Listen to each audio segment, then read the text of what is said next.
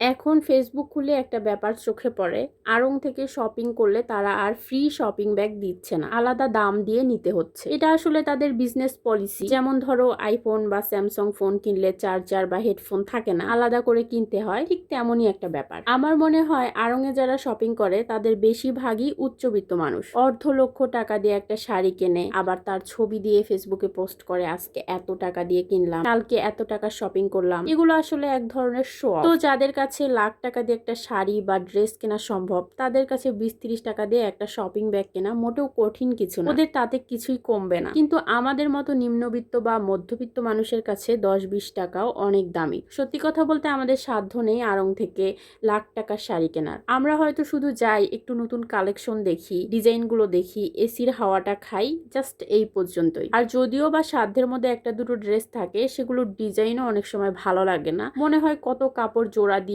যেন বানাইছে। কিন্তু আড়ংয়ের কাপড় অনেক আরামদায়ক। যাই হোক, এই বিষয়ে বাদ দিলাম। মূল কথা হলো যারা অর্ধ লাখ টাকা দিয়ে শাড়ি কিনতে পারে তাদের কাছে 20-30 টাকার ব্যাগ কিছুই না। আর যারা মধ্যবিত্ত, দরকার হলে তারা নিজেই বড় একটা ব্যাগ নিয়ে যাবে, ইচ্ছে মতো শপিং করবে, আর তাদের মুখের উপর স্পষ্ট বলবে তোদের ব্যাগ আমাদের দরকার নেই। ব্যাস, হয়ে গেল।